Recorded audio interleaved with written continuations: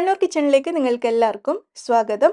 നമുക്ക് വിരുന്നുകാർ വരുമ്പോൾ അല്ലെങ്കിൽ വീട്ടിലൊരു ഫംഗ്ഷനൊക്കെ ഉണ്ടെങ്കിൽ ഒക്കെ ഉണ്ടാക്കിയെടുക്കാൻ പറ്റിയിട്ടുള്ള വളരെ രുചിയേറിയ 3 കറികളാണ് ഇന്ന് ഞാൻ കാണിക്കുന്നത്. 3 ഉണ്ടാക്കിയെടുക്കാൻ നല്ല എളുപ്പമാണ്, വളരെ ടേസ്റ്റി ആയിട്ടുള്ള കറികളും കൂടിയാണ്. അപ്പോൾ ഒന്ന് ഒരു ദം ചിക്കൻ കറിയാണ് കേട്ടോ. നമ്മൾ ചെറിയ തീയിലൊക്കെ വെച്ച് ദം ചെയ്യുന്ന പോലെ വെച്ചിട്ട് തയ്യാറാക്കുന്ന ഒരു ചിക്കൻ കറി. പിന്നെ കുക്കറിൽ വളരെ ഈസി ആയിട്ട് ഉണ്ടാക്കിയെടുക്കാൻ പറ്റിയിട്ടുള്ള ഒരു മട്ടൻ കറി.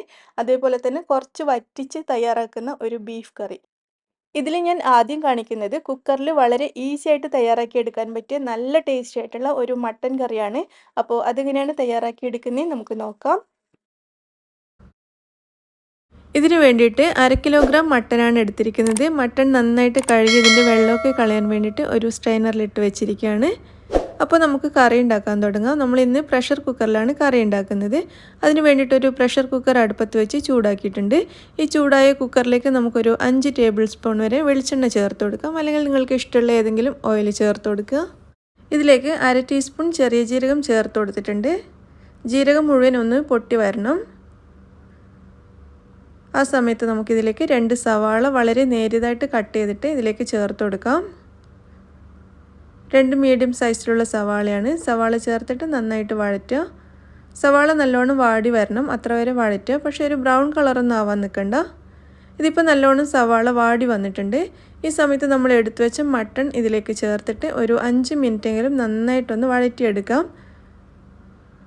കുറഞ്ഞത് 5 മിനിറ്റെങ്കിലും ഹൈ ഫ്ലെയിമിൽ വെച്ചിട്ടാണ് കേട്ടോ. നല്ലോണം ഫ്ലെയിം കൂട്ടി കൊടുത്തിട്ട് ഒരു 5 മിനിറ്റ് മട്ടൺ ഇതിലിട്ട് നന്നായിട്ട് വഴറ്റണം. എങ്കിൽ മാത്രമേ നമുക്ക് മട്ടൺ കഴിക്കുന്ന സമയത്ത് നല്ലൊരു ടേസ്റ്റ് ഉണ്ടാവുള്ളൂ. ഒരു 5 മിനിറ്റ് സമയം ഞാൻ നല്ലോണം വഴറ്റി കൊടുത്തിട്ടുണ്ട്. നല്ല ഹൈ ഫ്ലെയിമിലിട്ടിട്ട് നല്ലോണം 5 മിനിറ്റ് വരെ ഇത് വഴറ്റിയിട്ടുണ്ട്. ഇതിൻ്റെ കളറൊക്കെ മാറി ചെറിയൊരു ബ്രൗൺ കളറൊക്കെ ആയി വന്നിട്ടുണ്ട്. അത്ര വരെ നന്നായിട്ട് വഴറ്റുക. അതിനുശേഷം 1 ടേബിൾ സ്പൂൺ ഇഞ്ചി ചതച്ചതും 1 ടേബിൾ സ്പൂൺ വെളുത്തുള്ളി ചതച്ചതും ചേർത്തിട്ട് അതും കൂടി ഒന്ന് വഴറ്റിയെടുക്കുക. ഇഞ്ചിയും വെളുത്തുള്ളിയും ചേർത്തതിന് ശേഷം ഒരു 30-40 സെക്കൻഡ്സ് വരെ ഒന്ന് വഴറ്റുക. അതിനുശേഷം നമുക്കിതിലേക്ക് പൊടികൾ ചേർത്ത് കൊടുക്കാം. ഇഞ്ചിയും വെളുത്തുള്ളിയും ചേർത്ത് നന്നായിട്ട് വഴറ്റിയിട്ടുണ്ട്. ഇനി ഇതിലേക്ക് നമുക്ക് 1/4 ടീസ്പൂൺ മഞ്ഞൾപ്പൊടി ചേർക്കാം. 1 ടേബിൾ സ്പൂൺ മുളക് പൊടി, 1/2 ടേബിൾ സ്പൂൺ മല്ലിപ്പൊടി, ഇത്രയും ചേർത്ത് കൊടുക്കാം. ഇനി നമുക്കിതിലേക്ക് ആവശ്യത്തിനുള്ള ഉപ്പും കൂടി ചേർത്തിട്ട് എല്ലാം കൂടി ഒരുമിച്ച് നന്നായിട്ടൊന്ന് വഴറ്റാം. പൊടികളുടെ പച്ചമണം മാറാൻ വേണ്ടിയിട്ട് ഏകദേശം 1 മിനിറ്റ് സമയം ഇതേപോലെ നന്നായിട്ടൊന്ന് വഴറ്റിയെടുക്കുക. പൊടികൾ ചേർത്തിട്ട് നന്നായിട്ടൊന്ന് വഴറ്റിയിട്ടുണ്ട്. പൊടികളുടെ പച്ചമണമൊക്കെ നല്ലോണം ഒന്ന് മാറി വന്നിട്ടുണ്ട്. ഇനി നമുക്കിതിലേക്ക് 2 തക്കാളി ചെറുതായിട്ട് കട്ട് ചെയ്തത് ചേർത്ത് കൊടുക്കാം. തക്കാളി ചേർത്തിട്ട് നന്നായിട്ടൊന്ന് മിക്സ് ചെയ്തെടുക്കാം. തക്കാളി ചേർത്ത് മിക്സ് ചെയ്തതിന് ശേഷം ഇത് നമുക്കിവിടെ അടച്ച് വെക്കാം. എന്നിട്ട് 5 മിനിറ്റ് നമുക്കിത് ചെറിയ തീയിലൊന്ന് വേവിച്ചെടുക്കാം. തക്കാളിയൊക്കെ നല്ലോണം ഒന്ന് വെന്തുടഞ്ഞ് വരണം, അതിന് വേണ്ടിയിട്ടാണ്. ഒരു 5 മിനിറ്റ് സമയം മതിയാവും. ഒരു 5 മിനിറ്റിന് ശേഷം നമുക്കിതിൻ്റെ മൂടി തുറന്ന് നോക്കാം. തക്കാളിയൊക്കെ നല്ലോണം വെന്തുടഞ്ഞ് വന്നിട്ടുണ്ട്. ഒന്ന് നന്നായിട്ട് ഇളക്കി കൊടുത്തതിന് ശേഷം നമുക്കിതിലേക്ക് ആദ്യം 1 കപ്പ് വെള്ളം ചേർത്തിട്ട് നല്ലോണം ഒന്ന് മിക്സ് ചെയ്തെടുക്കാം. 1 കപ്പ് വെള്ളം ചേർത്ത് നന്നായിട്ട് മിക്സ് ചെയ്തെടുക്കുക. അതിനുശേഷം നമുക്കിതിലേക്ക് ഒരു 1/2 കപ്പ് വെള്ളവും കൂടി ചേർത്ത് കൊടുക്കാം. എന്നിട്ട് വീണ്ടും ഒന്നുകൂടി നന്നായിട്ട് മിക്സ് ചെയ്യാം. നിങ്ങൾക്ക് ഗ്രേവി നല്ല തിക്കായിട്ട് വരട്ടിയെടുക്കുകയാണ് വേണ്ടതെങ്കിൽ 1 കപ്പ് വെള്ളം മാത്രം ചേർത്താൽ മതി. കുറച്ച് നല്ല ചാറോട് കൂടിയിട്ട് വേണമെന്നുണ്ടെങ്കിൽ 1/2 കപ്പ് വെള്ളം ചേർക്കുക. അതിനുശേഷം നമുക്കിതിവിടെ അടച്ച് വെച്ചിട്ട് ഇതിൻ്റെ വെയിറ്റ് ഇട്ട് കൊടുക്കുക. എന്നിട്ടൊരു 4-5 വിസിൽ വരുന്നത് വരെ, അല്ലെങ്കിൽ നിങ്ങളുടെ മട്ടൻ്റെ വേവിനനുസരിച്ച് ഇത് വേവിച്ചെടുക്കുക. ഞാനിന്നിവിടെ ഒരു 5 വിസിൽ വരുന്നത് വരെ വേവിച്ചിട്ടുണ്ട്. അപ്പോൾ നിങ്ങളുടെ മട്ടൻ്റെ വേവ് എത്രയാണോ അതിനനുസരിച്ച് നിങ്ങളിത് വേവിക്കുക. 5 വിസിലിന് ശേഷം ഞാനിതിൻ്റെ ഫ്ലെയിം ഓഫ് ചെയ്തിട്ടുണ്ടായിരുന്നു. ഇതിൻ്റെ എയറൊക്കെ പോയിട്ടുണ്ട്. നമുക്കിത് തുറന്ന് നോക്കാം. അപ്പോൾ നമ്മുടെ കറി ഏകദേശം ഇവിടെ റെഡി ആയിട്ടുണ്ട്. മട്ടനൊക്കെ നല്ലോണം വെന്ത് നല്ലൊരു കളറൊക്കെ വന്നിട്ടുണ്ട് കറിക്ക്. നമുക്കിനി ഇതിൻ്റെ ഫ്ലെയിം ഒന്നുകൂടി ഓൺ ചെയ്ത് കൊടുക്കണം. അതിനുശേഷം നമുക്കിതിലേക്ക് ഒരു 3/4 ടീസ്പൂൺ വരെ ഗരം മസാല പൊടി ചേർത്ത് കൊടുക്കാം. 1/2 ടേബിൾ സ്പൂൺ വരെ കസൂരി മേത്തി എടുത്തിട്ട് ഒന്ന് ചൂടാക്കിയതിന് ശേഷം കൈവെള്ളയിൽ വെച്ച് ഇതേപോലെ നന്നായിട്ടൊന്ന് തിരുമ്മി പൊടിച്ചതിന് ശേഷം ഇതിലേക്ക് ചേർത്ത് കൊടുക്കുക. 1/2 ടേബിൾ സ്പൂണാണ് ഇവിടെ എടുത്തിരിക്കുന്നത്.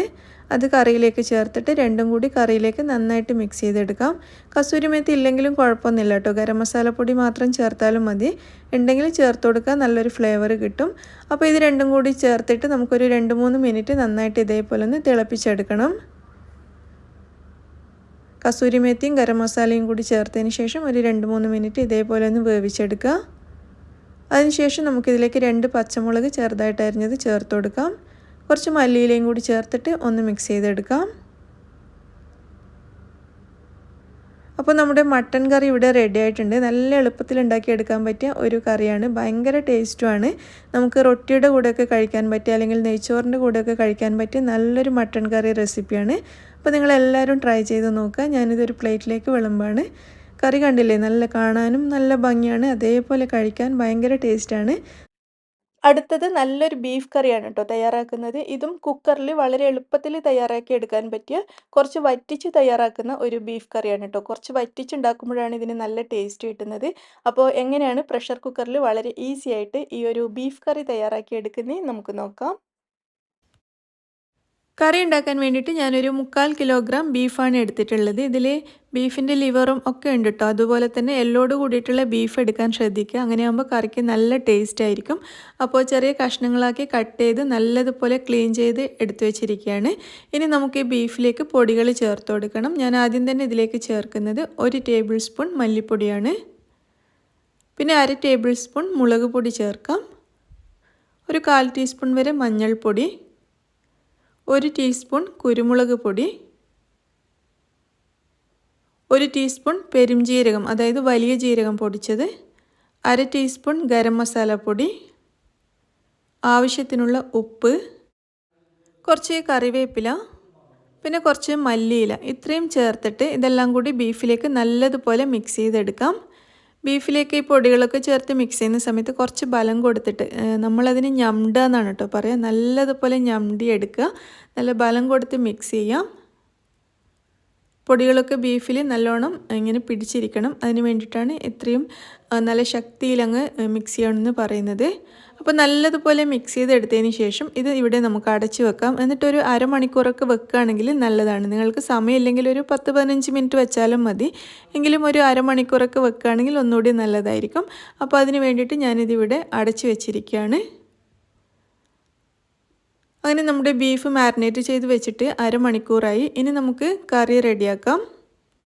കറി ഉണ്ടാക്കാൻ വേണ്ട സാധനങ്ങളൊക്കെ ഞാനിവിടെ റെഡിയാക്കി വെച്ചിട്ടുണ്ട്. ആദ്യം തന്നെ ഇതാ 1 കപ്പ് ചുവന്നുള്ളി അതായത് കുഞ്ഞുള്ളി എടുത്തിട്ടുണ്ട്.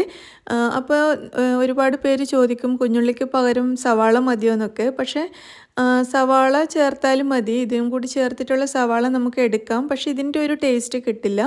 ഈ ചുവന്നുള്ളി ചേർത്തിട്ടുണ്ടാക്കിയ കറിക്ക്, പ്രത്യേകിച്ച് ബീഫ് കറിയൊക്കെ ഉണ്ടാക്കുമ്പോൾ ഒരു നല്ല ടേസ്റ്റാണ്, ഒരു പ്രത്യേക ടേസ്റ്റാണ്. അതുകൊണ്ട് നിങ്ങൾക്ക് പറ്റുകയാണെങ്കിൽ ചുവന്നുള്ളി തന്നെ എടുക്കുക. 1 കപ്പ് ചുവന്നുള്ളി ഞാൻ എടുത്തിട്ടുണ്ട്. അതുകൂടാതെ 1 സവാളയും കൂടി എടുത്തിട്ടുണ്ട് കേട്ടോ. അപ്പോൾ നിങ്ങൾക്ക് നേരത്തെ പറഞ്ഞതുപോലെ ചുവന്നുള്ളി കയ്യിലില്ല അല്ലെങ്കിൽ അത് നന്നാക്കാൻ കുറേ ടൈം എടുക്കും എന്നൊക്കെ ഉണ്ടെങ്കിൽ ഈ ഒരു സവാളക്ക് പകരം 2 സവാള എടുക്കുക. അതായത് ചുവന്നുള്ളി ചേർക്കുന്നില്ലെങ്കിൽ 2 സവാള എടുക്കുക. ഞാനിപ്പോൾ 1 കപ്പ് ചുവന്നുള്ളിയും കൂടി എടുത്തതുകൊണ്ട് 1 സവാള മാത്രമേ എടുത്തിട്ടുള്ളൂ.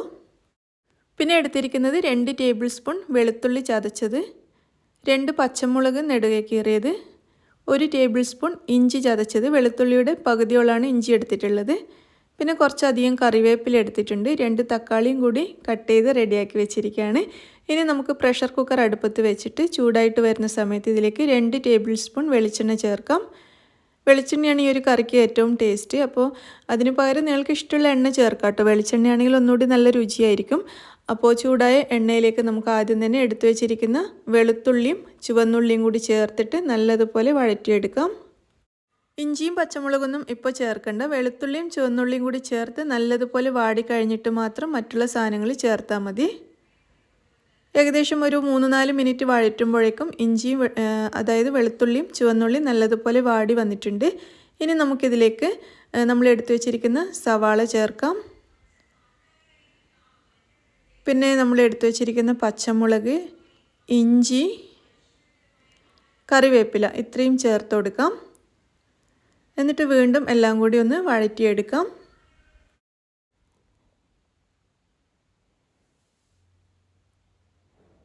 ഇത് വഴറ്റുന്നതിൻ്റെ ഇടയിൽ ഞാൻ ഇതിലേക്ക് കുറച്ച് ഉപ്പ് ചേർത്തിട്ടുണ്ട്. കുറച്ച് മതി കേട്ടോ, നമ്മൾ ബീഫിൽ ഉപ്പ് ചേർത്തതാണ്, അതുകൊണ്ട് വളരെ കുറച്ച് മാത്രം ചേർത്താൽ മതി. ഉപ്പും കൂടി ചേർത്തിട്ട് വീണ്ടും നന്നായിട്ടൊന്ന് വഴറ്റുക.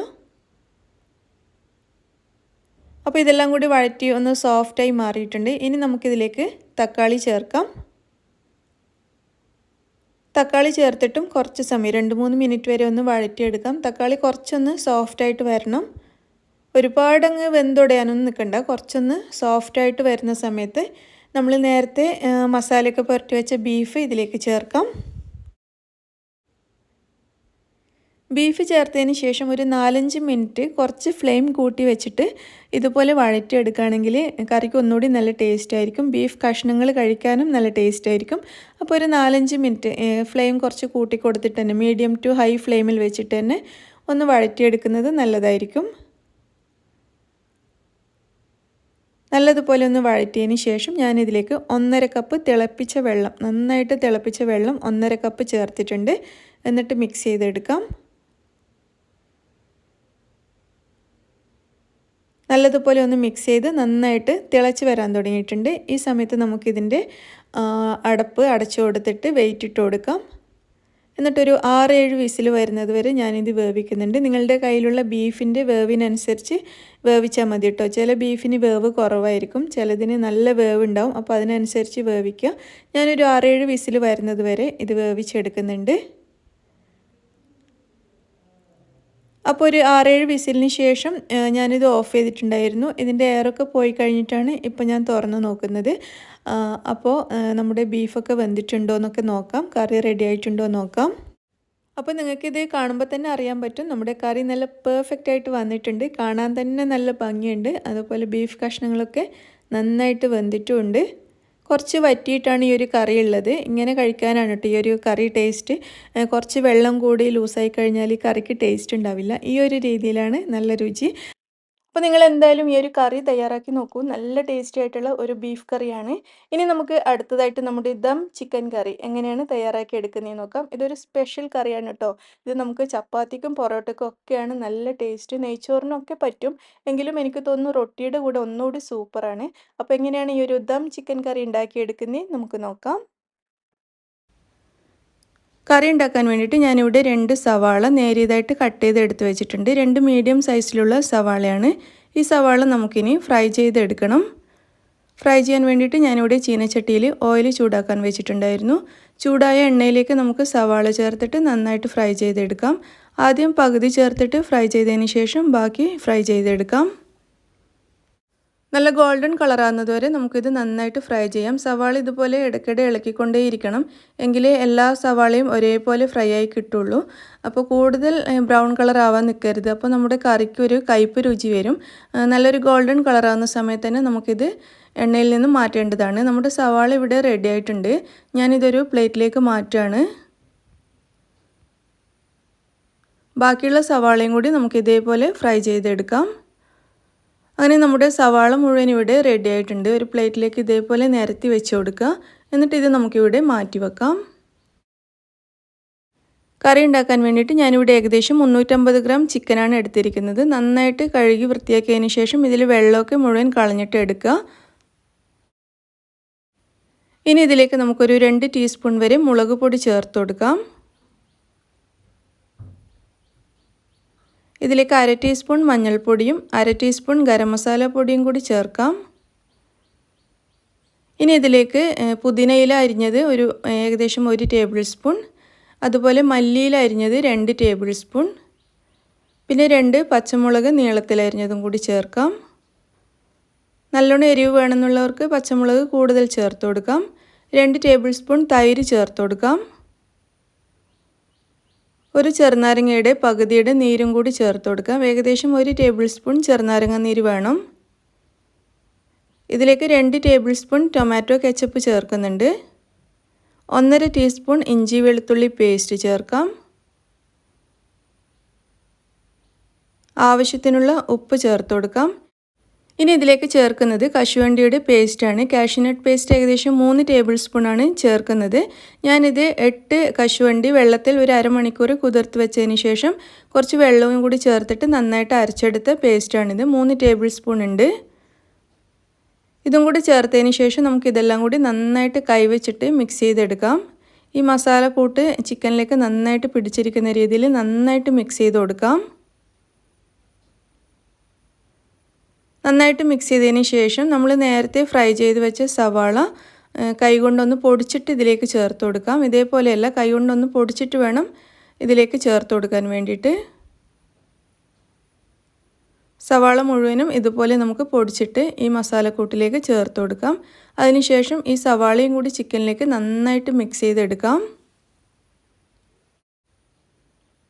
ഫ്രൈ ചെയ്തെടുത്ത സവാളയും കൂടി ചിക്കനിലേക്ക് നന്നായിട്ട് മിക്സ് ചെയ്തെടുത്തിട്ടുണ്ട്. ഇനി നമുക്കിത് അടച്ചു വെച്ചിട്ട് ഫ്രിഡ്ജിലേക്ക് മാറ്റാം. ഫ്രിഡ്ജിലൊരു 2 മണിക്കൂർ വരെ ഇതിങ്ങനെ വെച്ചിരിക്കുന്നത് നല്ലതാണ്. കറിക്ക് നല്ല രുചി കൂടും. മസാലയൊക്കെ ചിക്കനിൽ നന്നായിട്ട് പിടിച്ചിരിക്കുകയും ചെയ്യും. അപ്പോൾ നിങ്ങൾക്ക് സമയമില്ല, പെട്ടെന്ന് ഉണ്ടാക്കണം എന്നുണ്ടെങ്കിൽ ഒരു 15 മിനിറ്റൊക്കെ ഫ്രീസറിൽ വെച്ചിട്ട് എടുക്കാൻ ശ്രദ്ധിക്കുക. അതായത് സമയമില്ലെങ്കിൽ ഫ്രീസറിൽ ഒരു 15 മിനിറ്റ് വെക്കുക.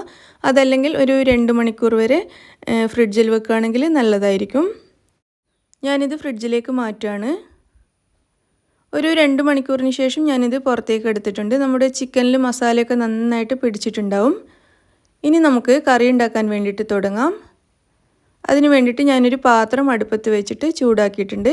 ഇതിലേക്കൊരു 2 ടേബിൾ സ്പൂൺ ഓയിൽ ഒഴിച്ചു കൊടുക്കാം. ഞാൻ വെളിച്ചെണ്ണ തന്നെയാണ് ഉപയോഗിക്കുന്നത്. ചൂടായ എണ്ണയിലേക്ക് 2 പട്ട ചേർക്കാം, 2 ഗ്രാമ്പൂ ചേർത്ത് കൊടുക്കാം, 2 ഏലക്കായ് ചേർത്ത് കൊടുക്കാം. ഇനി ഇതിലേക്ക് ഒരു ബേ ലീഫിൻ്റെ പകുതിയാണ് ഞാൻ ചേർക്കുന്നത്. ചെറിയ ബേ ലീഫാണെങ്കിൽ 1 ചേർത്ത് കൊടുക്കാം. ഇതെല്ലാം കൂടി ഒന്ന് ചൂടായി വരുന്ന സമയത്ത് നമ്മുടെ ചിക്കൻ ഇതിലേക്ക് ചേർത്ത് കൊടുക്കാം. ചിക്കൻ ചേർത്തിട്ട് 1 മിനിറ്റ് സമയമെങ്കിലും കുറഞ്ഞത് ഇതുപോലെ നന്നായിട്ടൊന്ന് ഇളക്കി കൊടുക്കുക. ഈ എണ്ണയിലിട്ടിട്ട് ചിക്കൻ നന്നായിട്ടൊന്ന് വഴറ്റുക. കുറഞ്ഞത് 1 മിനിറ്റെങ്കിലും ഇതേപോലെ ഒന്ന് വഴറ്റിയെടുക്കുക. അതിനുശേഷം നമ്മൾ ഈ ചിക്കൻ മാരിനേറ്റ് ചെയ്ത് വെച്ച പാത്രത്തിൽ 1 കപ്പ് വെള്ളം ചേർത്തിട്ട് അത് ഈ കറിയിലേക്ക് ഒഴിച്ചു കൊടുക്കാം. എന്നിട്ട് നന്നായിട്ട് മിക്സ് ചെയ്തെടുക്കാം. അപ്പോൾ ഇതിൽ നിങ്ങൾക്ക് കറിയിൽ ഒരുപാട് ഗ്രേവി വേണമെന്നുണ്ടെങ്കിൽ 1 കപ്പും കൂടി വെള്ളം ചേർത്ത് കൊടുക്കാം. അല്ലെങ്കിൽ തിക്കായ ഗ്രേവി ആണെങ്കിൽ ഇതേപോലെ ചെയ്യാം. ഞാനിതിൽ ഒരു 1/4 കപ്പ് കൂടി വെള്ളം ചേർക്കുന്നുണ്ട്. എന്നിട്ട് വീണ്ടും നന്നായിട്ടൊന്ന് മിക്സ് ചെയ്യാം. അപ്പോൾ ഞാനിപ്പോൾ ഉണ്ടാക്കി കഴിഞ്ഞാൽ ഇത് നല്ല തിക്കായിട്ടുള്ള ഗ്രേവി ആയിരിക്കും. ഒരു 2 കപ്പെങ്കിലും വെള്ളം ഒഴിക്കുകയാണെങ്കിൽ നമുക്ക് കുറച്ചധികം ഗ്രേവി കിട്ടും. അപ്പോൾ നന്നായിട്ട് മിക്സ് ചെയ്തതിന് ശേഷം ഇത് നമുക്കിവിടെ അടച്ചു വെക്കാം. എന്നിട്ട് നമുക്കിത് നന്നായിട്ട് തിളച്ച് വരാൻ വേണ്ടിയിട്ട് വെയിറ്റ് ചെയ്യാം. കറി ഇപ്പോൾ നന്നായിട്ട് തിളക്കാൻ തുടങ്ങിയിട്ടുണ്ട്. ഇനി നമുക്കിത് വീണ്ടും അടച്ചു വെച്ചിട്ട് ഇതിൻ്റെ ഫ്ലെയിം കുറച്ച് കൊടുക്കാം. ലോ ഫ്ലെയിമിലിട്ടിട്ട് വേണം ഇനി നമുക്ക് ഈ കറി വേവിച്ചെടുക്കാൻ. കുറഞ്ഞത് അരമണിക്കൂറെങ്കിലും ലോ ഫ്ലെയിമിലിട്ടിട്ട് ഇത് നന്നായിട്ട് വേവിക്കണം. എങ്കിൽ നമ്മുടെ ദം ചിക്കൻ കറിയുടെ ആ നല്ലൊരു റിയൽ ടേസ്റ്റ് നമുക്ക് കിട്ടുള്ളൂ. അതുകൊണ്ടൊരു അരമണിക്കൂർ ചെറിയ തീയിലിട്ടിട്ട് നമുക്കിത് വേവിച്ചെടുക്കാം. അരമണിക്കൂറിന് ശേഷം നമുക്ക് ഈ കറി ഒന്ന് തുറന്ന് നോക്കാം.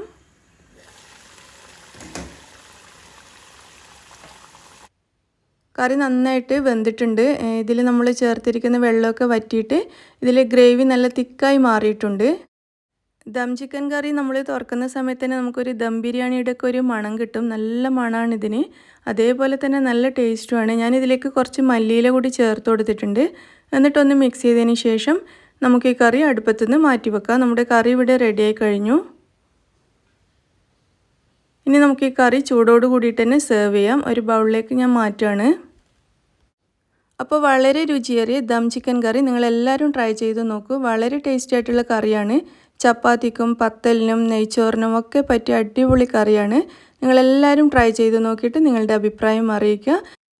അപ്പോൾ ഇന്ന് കാണിച്ച 3 കറികളും നിങ്ങൾക്ക് എല്ലാവർക്കും ഇഷ്ടമായി എന്ന് വിചാരിക്കുന്നു. വിരുന്നുകാർ വരുമ്പോൾ അല്ലെങ്കിൽ നമ്മുടെ വീട്ടിൽ എന്തെങ്കിലും പാർട്ടിയൊക്കെ ഉള്ള സമയത്ത് ഇതുപോലെ കറി ഉണ്ടാക്കുകയാണെങ്കിൽ തീർച്ചയായിട്ടും എല്ലാവർക്കും ഇഷ്ടമാവും. ഒന്ന് ട്രൈ ചെയ്ത് നോക്കൂ. വീഡിയോ ഇഷ്ടമായിട്ടുണ്ടെങ്കിൽ ലൈക്ക് ചെയ്യാനും ഷെയർ ചെയ്യാനും മറക്കരുത്. താങ്ക്